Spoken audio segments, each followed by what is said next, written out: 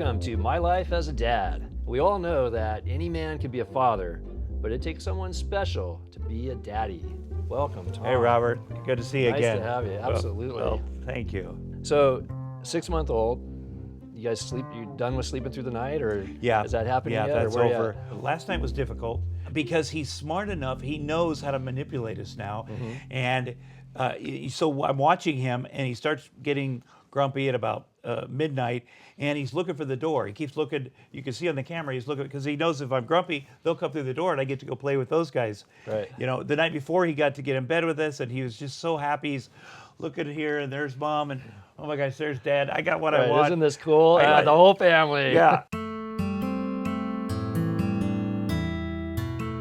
You know, there are things that happened to me in my childhood that I obviously don't want to happen to my son. There are people that hurt children and are inappropriate, beyond inappropriate. In my case, my mother was an alcoholic, and she would drop me off at a neighbor's house who was my babysitter. A very inappropriate situation. And you know, you can't stop everything from happening. Sometimes terrible things happen to your children, but a sober person would have said, there's something wrong here. Right. And another thing I'm going to tell my son, if you think someone hurt you, you tell me. Let me decide. You know, my fear constantly is, how do I protect my son to not be in the position that I was in? I think you have to be very open about sexual inappropriate things with children, and it's unfortunate you have to discuss this, but when it happened to me, you know, I was 4 to 7 years old. I didn't know what was going on, what the guy was doing. I didn't know what, you know, when I was 12, my stepmother gave me a book about growing up, and I read about sex, and I went, oh my God, that's already happened to me. My dad, you know, in those days, people didn't talk about that. They didn't say, you know, if somebody touches you inappropriately, talk to me about it. These are just going to be issues that I say, here's my experience, and you know, just talk to me about it.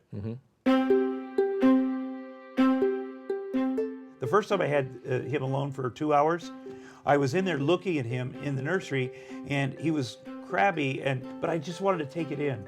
Because I know that crabbiness. I get that, you know, the world.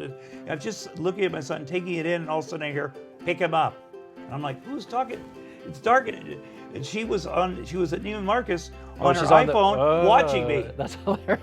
That's creepy. It's creepy. It's weird. I was like, please don't do, and you know, that is an issue. You know, she's over my shoulder a lot. I call it backseat mommy. Yeah. Right. But it is an They're issue, there. right? Yeah. No. It gets you a little bit, you know, I'm saying, let me make my That's mistakes. right. I can pack my diaper bag. That's right. I can do it. Yeah. I can do it. Right. Yeah. If you were talking right now to a group of dads, give us that 1 or 2 bits of advice that we really need to think about when we're a new dad. I guess the best advice I could give a group of young guys about being a father is that this is for real. This is a lifetime commitment. Everything is different now. Another thing is relax.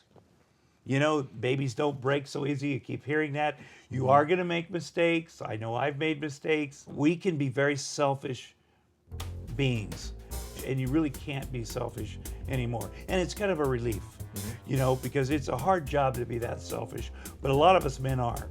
So this makes it easy for us. We just can't be as selfish anymore. My Life as a Dad. Sponsored by Daddy & Company, the perfect gifts for dad.